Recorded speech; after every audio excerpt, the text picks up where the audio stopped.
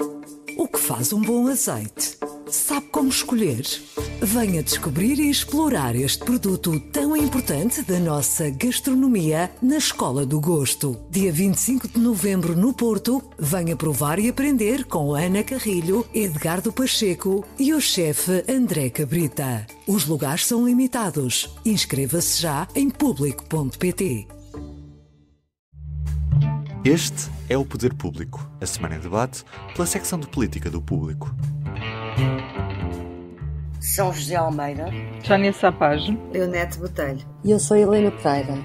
Estamos a gravar na manhã do dia 3 de fevereiro. Viva! Parece-me que esta semana vamos debater um governo que se põe a jeito e um presidente que não quer uma maioria formalmente pé, mas morta.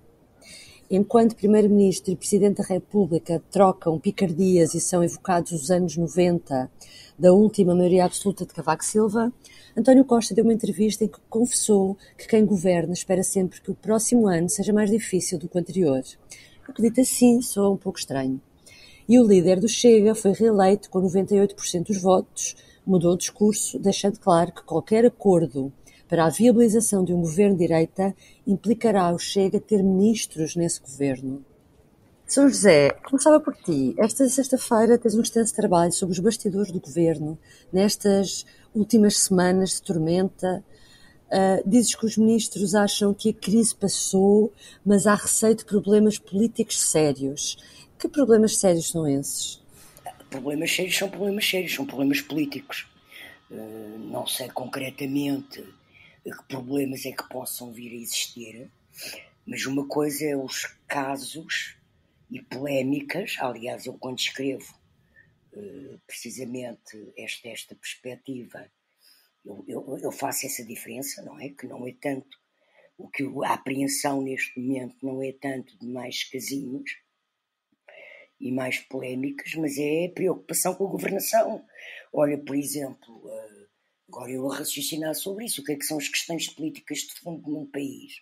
Neste momento, o controle da inflação é um problema político sério e que pode derrapar. A concretização do PRR também tem que ser vista com atenção e seguida com atenção para não se tornar um problema. A resolução da crise dos professores e da greve dos professores e da luta sindical dos professores. Os problemas de governação, que são as políticas de Estado, virem a ter mau sucesso. Por exemplo, nas contas públicas, no próximo ano, por exemplo, subir o déficit, não conseguirem baixar a dívida como queriam. Isso são problemas sérios na minha perspectiva, porque são aquilo que são as políticas centrais de governação para cumprir aquilo que são os objetivos que o governo anunciou no seu programa e nos orçamentos, não é? Pronto. Portanto, acho que estamos a falar nisso. Mas não há receio que a legislatura não vá até ao fim, por exemplo? Olha, eu não te vou dizer quantos, nem quem, mas eu falei com vários membros, bastantes membros do governo, para fazer o trabalho que fiz. Eu não vejo esse receio em ninguém. Aliás, a interpretação que eles fazem do que tem sido a atitude do Presidente da República é uma leitura de que não há nenhuma descoordenação entre o Presidente e o Primeiro-Ministro. Pelo contrário, há uma grande coordenação. Há uma pessoa até que me diz que há entre eles, a relação deles baseia-se primeiro em serem duas pessoas inteligentes, mas têm sobretudo um grande respeito intelectual um pelo outro. E que no fundo o que Marcelo tem feito, e eu isso também acho que é verdade, é segurar o governo, porque Marcelo Rebelo de Sousa começou a dar posse a dizer que a maioria era do Costa, tinha que ir até ao fim. Antes de ir para o Brasil no fim do ano, para a posse do Lula, deixou claro que não usa a bomba atómica, que é a dissolução do Parlamento, que em 23 não haveria eleições. E agora até veio dizer que já houve governos de maioria absoluta que perderam eleições. Portanto, o problema não é o perder eleições europeias, é estar em condições de governar com estabilidade e concretizando, e não ter, ele até lembrou implicitamente a última maioria do Cavaco, que aquilo de facto já parecia um saco de gatos entre o grupo do Dias Loureiro e o grupo do Fernando Nogueira, e pronto, e havia um clima social complexo, como penso que haverá pessoas que ainda não estamos num saco de gatos. Da história da ponte, não é? Organizada pelos irmãos Cavaco, e que paralisou a ponte sobre o Tejo com caminhões. Bom, teve intervenção de polícia, foi uma coisa dura.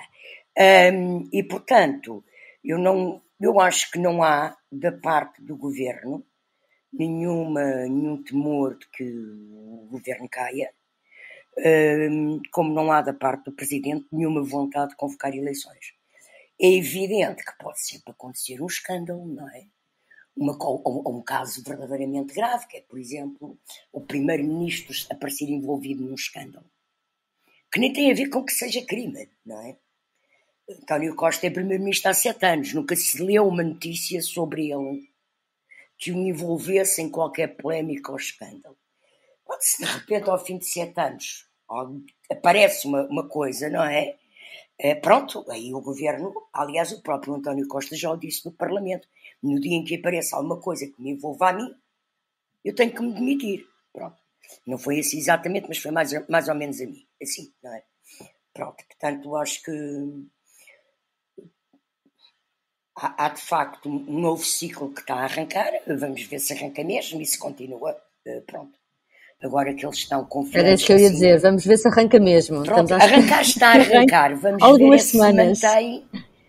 Mas exato. A perspectiva das pessoas com quem eu falei, que foram várias, é de que está tudo muito focado já. Sónia, também fica claro neste trabalho a São José que o polémico questionário das 36 perguntas foi polémico cá fora, na opinião pública, mas também dentro do Conselho de Ministros.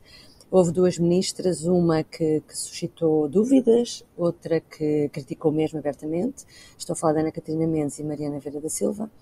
Isto podem ser sinais da tal erosão da maioria de que Marcelo falava esta semana? Eu acho que esse tipo de sinais mostram que às vezes o que nós pensamos, os ministros também pensam, não é? E na sociedade, de facto, foi polémico, e no Conselho de Ministros foi polémico. Há aqui um espelho que eu até acho positivo. Mas eu, na realidade, acho que não serão nem Mariana Vieira da Silva, nem Ana Catarina Mendes, as 2 ministras em causa, que vão questionar a estabilidade governativa e prejudicar, de algum modo, o futuro do PS. Até porque elas próprias, o futuro do PS pode passar por elas próprias, portanto eu creio que elas não terão essa intenção e que algumas vezes as críticas que vêm dentro do próprio governo não são sempre destrutivas, podem ser críticas construtivas e ninguém é obrigado a concordar com tudo. Isso não significa que a coesão interna não esteja sofrível ou, pelo que percebemos do texto da São José, não tenha estado sofrível. Eu acho piada a uma parte que ela conta hoje, que naquele trabalho que já referimos sobre os bastidores da crise do governo dos últimos meses, é que as coisas estavam a desgastar-se bastante. Eles perceberam que era preciso um momento, era preciso fazer qualquer coisa, e foi criado um momento, uma espécie de team building em Castelo Branco, para recuperar os laços que se estavam a perder. E ali durante 2 dias, as empresas fazem muito isto, não é? Durante 2 dias os ministros estiveram juntos, em grupos, em bolhas, e melhoraram, trabalharam em pequenos grupos para melhorar a sua ligação. Isto mostra que, de facto, às vezes é importante investir em pequenas operações até de comunicação interna e dar mimo, porque no fundo eu acho que foi isso que aconteceu. Deu-se um bocadinho de mimo e acabou por melhorar o espírito da equipa, recuperar o foco, que é uma coisa que o texto também fala, e reavivar ao mesmo tempo a coesão. O facto de, na última entrevista, o Primeiro-Ministro ter reconhecido que o Governo cometeu alguns erros e que se autofragilizou, acaba por ser, no fundo, o ponto de partida, o pontapé de saída para passar à fase seguinte e entrar no tal novo ciclo de que nós estamos a falar aqui, de que já falámos, e que eu não tenho a certeza se eles conseguiram de facto entrar, porque eu tenho a ideia que muitas destas coisas não têm dependido do governo, não é? As notícias, os casos não Sim, têm deixa-me dependido. só acrescentar a notícia de hoje, que é o contrato da CEO da TAP, que prevê um bónus de 3 milhões de euros e ainda não sabe se aquele contrato está válido ou não e ainda se está à espera também de esclarecimentos da parte do governo sobre se dá aval àquele contrato ou não, não é? Por exemplo, é mais uma história dessas. Sim, e o governo pode estar mais focado e pode estar mais coeso, e isso é bom, sobretudo se estiver focado na governação e naquelas coisas que a São José estava a dizer e que incluem a inflação, dar resposta aos problemas dos portugueses, dos professores, a educação, a saúde, etc. Isso é importante, mas eu acho que nem tudo depende disso, e acho que o clima que se criou não acabou, não parou, e temo que possa vir continuar a prejudicar o governo.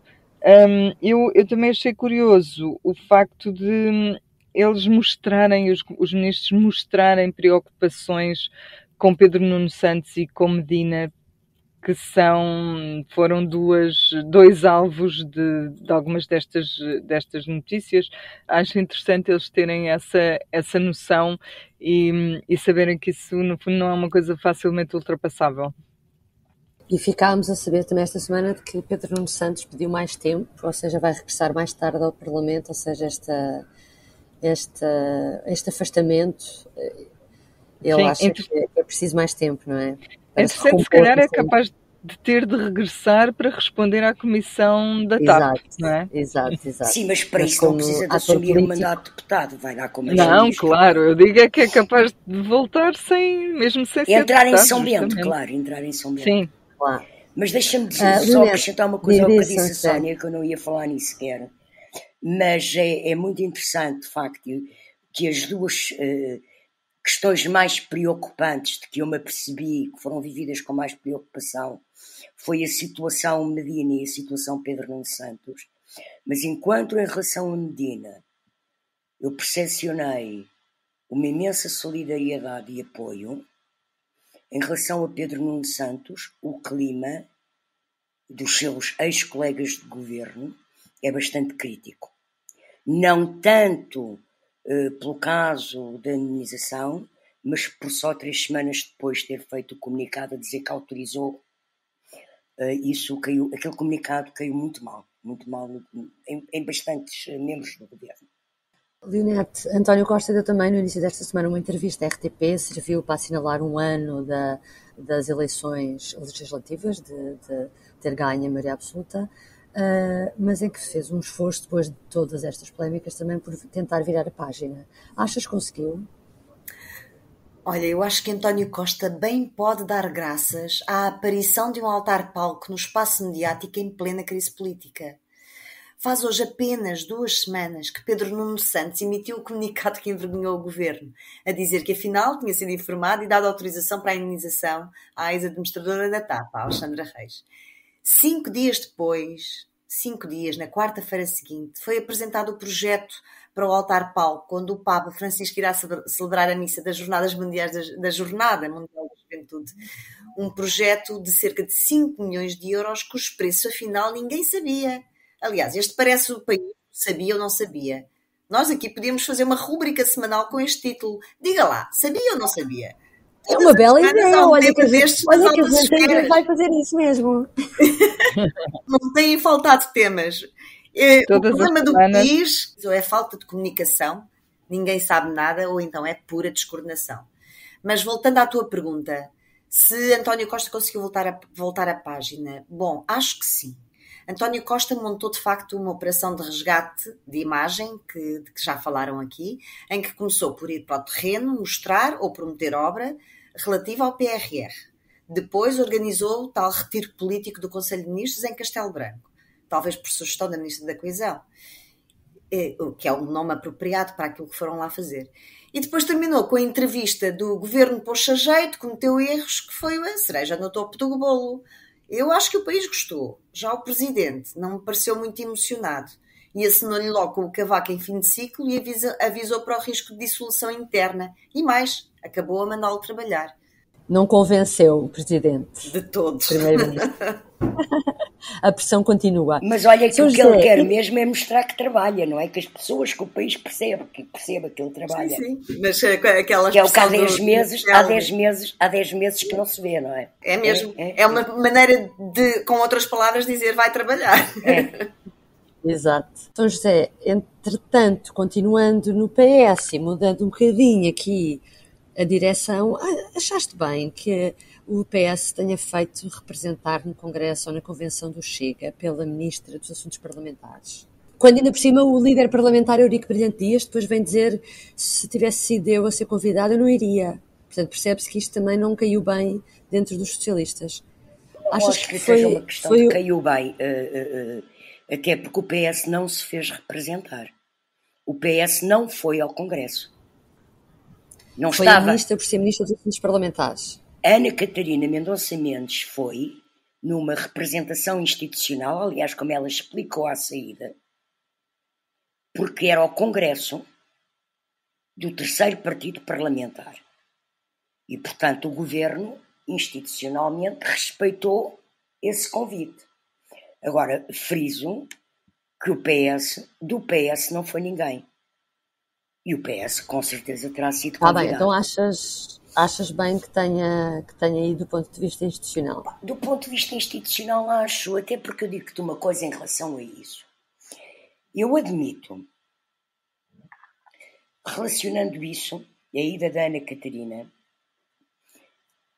que se justifica institucionalmente, mas relacionando isso com outro facto, que é o grupo parlamentar do PS, ainda pelo que apurei, por motivos puramente de interpretação da orgânica interna e da distribuição de comissões, ter interpretado inicialmente que a presidência da comissão de inquérito à TAP seria para o Chega, e essa sua posição ter sido derrotada em conferência de líderes e ter vingado a interpretação de outros partidos, e suponho do presidente da Assembleia, o PS ficou com a comissão. Mas estes pequenos sinais também podem indiciar, mas isto é pura especulação minha, pura especulação. Eu que vejo aqui que talvez possa haver uns sinais de que o primeiro-ministro pode estar a querer alterar um bocadinho a violência, ou diminuir a violência com que impôs inicialmente, há um ano, o cordão sanitário em redor do Chega, e pode estar a querer diminuir essa violência, até porque é visível a erosão que o Chega está a fazer no PSD, não é? Em sondagens. São José, então tem de ter uma conversa com o Santos Silva. Pois.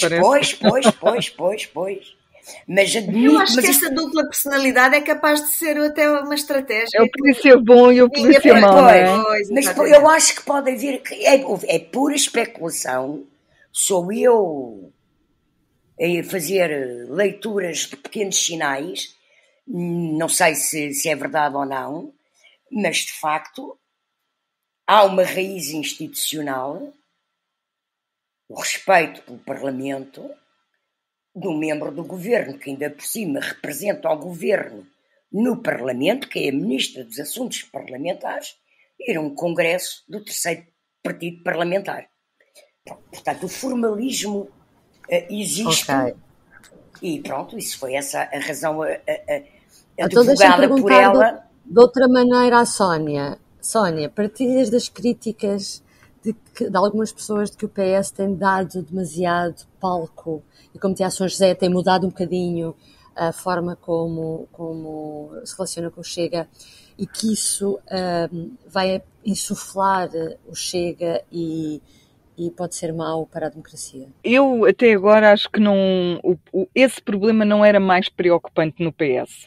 Não é o partido que tu vês a dar mais palco, não é o partido que tu vês a levar mais ao colo, a dar mais palco e a levar ao colo o Chega, não é? Não acho que seja que seja o partido em si que contribui mais para esse demasiado palco a André Ventura. Quem é que contribui mais, então? Acho que tem sido um pouco transversal e acho também que resulta de uma coisa incontornável que a São José acabou por dizer, que é o Chega é de facto o terceiro partido mais votado neste momento. Teve mais de 7% de votos nas legislativas.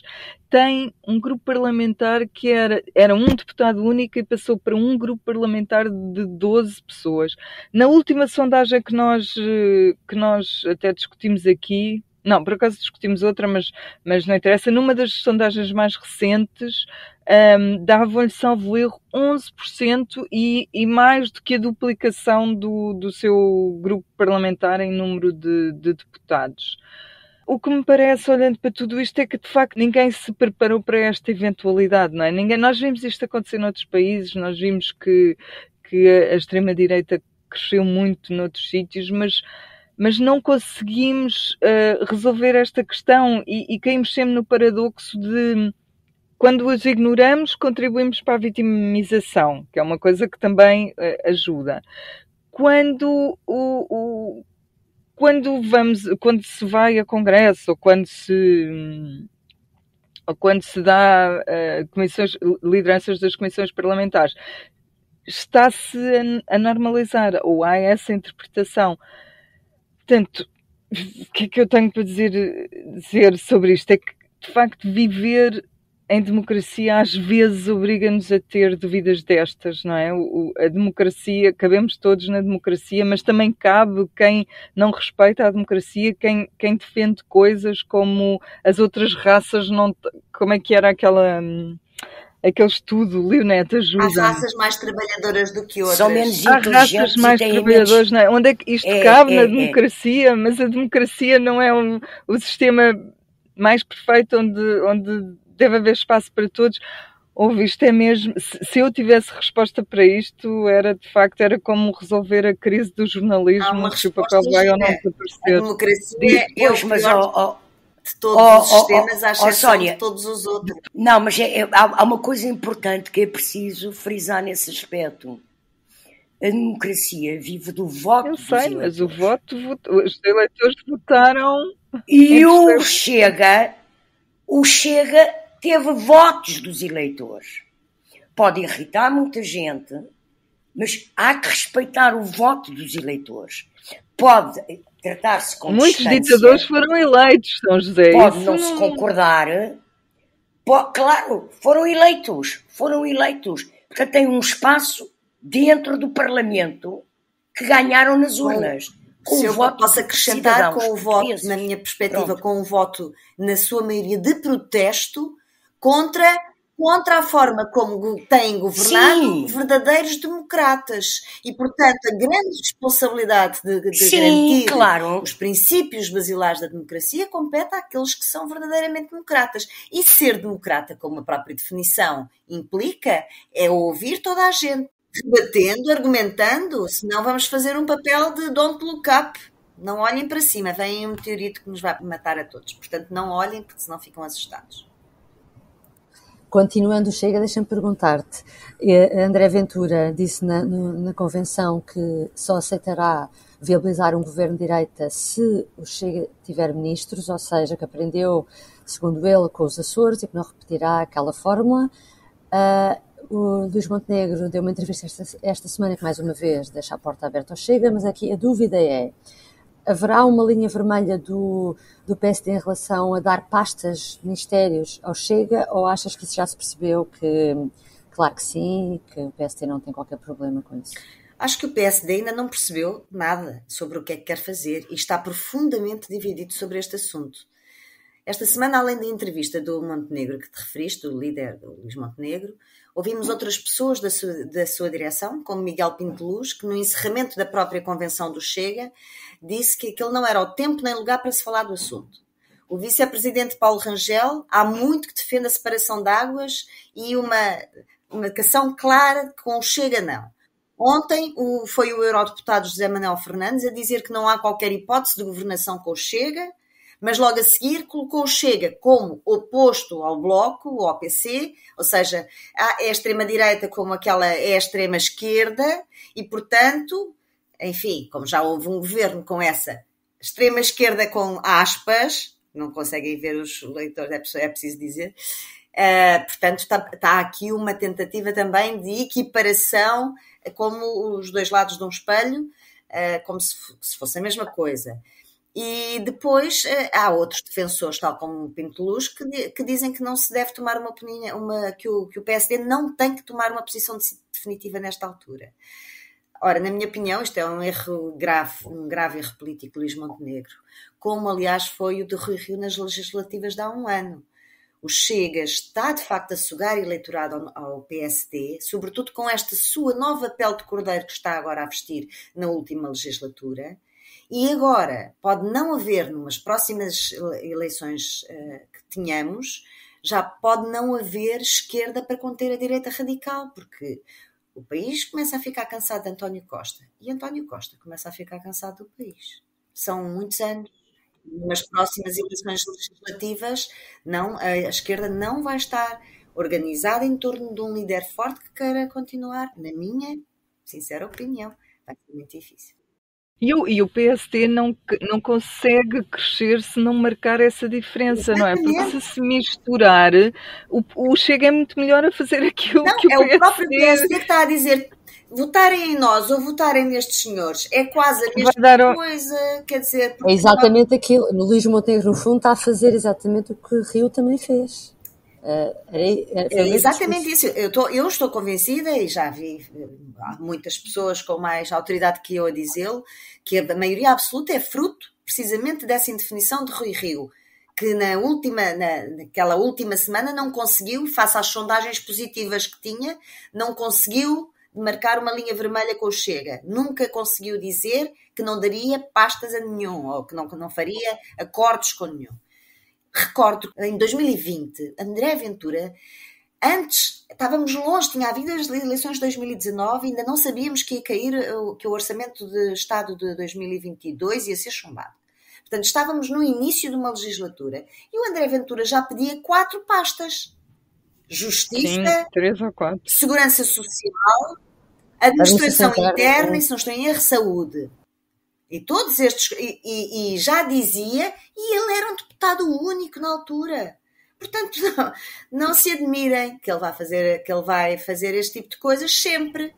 E o problema é que o PSD ou diz que não... Olha, o PSD põe-se a jeito. Quanto mais frágil estiver, mais põe a jeito. Bom, vamos encerrar com o público notório. São José, começas tu. O que é que escolheste? O meu público notório desta semana é o novo chefe de Estado-Maior-General das Forças Armadas, que vai ser apresentado o nome ao Presidente da República para este nomear, e que é o General José Nunes da Fonseca, e, portanto, confirma-se que as ditas aspirações do Almirante Gouveia e Melo a ser chefe de Estado-Maior-General das Forças Armadas foram por água abaixo. Bateram na parede. Não se foram literalmente por água abaixo. Sim, foram. Água abaixo, que ele é Almirante. Aliás, é muito engraçado que nos últimos meses desapareceu de cena as especulações sobre o Almirante Gouveia e Melo ser putativo candidato à presidência da República, não é? Aquele papel de lebre em que ele se colocou, de lebre das presidenciais, está bastante afogado também. E, portanto, era só para lembrar... Nós andamos a discutir... Para quem se esqueceu que existe o general Gouveia. José, nós andamos a discutir legislativas já. Quando as presidenciais são primeiro, saltámos aqui um... Pois, vê lá. Vê lá. Houve uma Este altura em que país já adora-se, estávamos a discutir adora-se. presidenciais e depois... Neste país adora-se fazer cenários políticos do futuro. Olha, é uma tradição criada por um antigo jornalista, enquanto jornalista, Paulo Portas. chamado Marcelo Rebelo de Sousa, no Expresso, e que hoje é Presidente da República. Foi ele que inventou, em Portugal, criou em Portugal, introduziu, não inventou, porque havia noutros países, introduziu em Portugal o jornalismo político propriamente dito, com análise de cenários e no Jornal Expresso. Muito bem. Portanto, Sónia, qual é o teu? O meu é sobre uma passagem fugaz pela Assembleia da República ontem, que quase passou despercebida, de uma pessoa que foi defender uma petição assinada por 50.000 pessoas sobre ódio na net, que é um assunto que o governo também, em que o governo também se pretende envolver, e essa pessoa aproveitou o momento para promover o seu livro, o livro que escreveu e que vendeu 30.000 exemplares, segundo percebi, sobre o assunto, e que acabou por ser o pivô da petição. Essa pessoa propôs uma entidade reguladora das redes sociais e um registro para se aceder às redes, ou seja, eu para ter para estar no Facebook ou no Twitter ou no Instagram tinha de ter um registro real da minha identidade real, para não haver aqueles casos de pessoas que se escondem atrás de alcunhas e etc. E diz-me, Sónia, quem era essa pessoa, que eu estou cheia de curiosidade. Foi a Cristina Ferreira. É muito improvável a Cristina Ferreira, apresentadora de televisão e administradora da TVI. Muito bem, não sabia que ela era peticionária. Leonete. Olha, o meu público notório é sobre as casas de banho que martirizam José Sá Fernandes. O coordenador do grupo de projeto da Jornada Mundial da Juventude tem uma obsessão com o problema das casas de banho. Quer dizer, já ficou todas as entrevistas que dá, e ontem a Ana Sá Lopes, aqui no Interesse Público, voltou a referir um sem número de vezes de casa de banho. Mas o que é mais engraçado é que ele disse que não era o coordenador disto tudo na Jornada Mundial da Juventude. Então eu fui ver o decreto em que por acaso depois foi alterado a 28 de outubro, mas o decreto em questão de definidas as suas funções. E é muito interessante porque, portanto, a ele compete, ao coordenador José Sá Fernandes, apoiar e articular com a entidade organizadora da Jornada Mundial da Juventude 2023 a evolução dos trabalhos tendentes à sua preparação e realização. Todos os trabalhos, não apenas as casas de banho. Assegurar a coordenação, a gestão e execução das tarefas necessárias ao cumprimento das responsabilidades assumidas pelo Governo. E vai por aqui fora recrutar elementos da equipa técnica, gerir e coordenar a equipa técnica, convocar e presidir as reuniões da Comissão de Acompanhamento da Jornada, convocar e presidir as reuniões, convidar entidades públicas ou privadas de âmbito nacional ou internacional para reuniões relevantes, formular recomendações. Portanto, não é o coordenador disto tudo porque não quer, porque é para isto que foi contratado e é para isto que está a receber. Portanto, sim, Dr. José Sá Fernandes, o senhor é o coordenador daquilo tudo, sim, faz favor de tomar. Precisamos de um coordenador disto tudo. Precisamos, claramente, e pelos vistos temos, mas o próprio ainda não leu não exerce das suas competências. Exato, então terminamos com o coordenador disto tudo e voltamos para a semana. Obrigada por nos ter acompanhado. Adeus. Deus. O público fica no ouvido. O que faz um bom azeite? Sabe como escolher? Venha descobrir e explorar este produto tão importante da nossa gastronomia na Escola do Gosto. Dia 25 de novembro no Porto, venha provar e aprender com Ana Carrilho, Edgardo Pacheco e o chefe André Cabrita. Os lugares são limitados. Inscreva-se já em público.pt.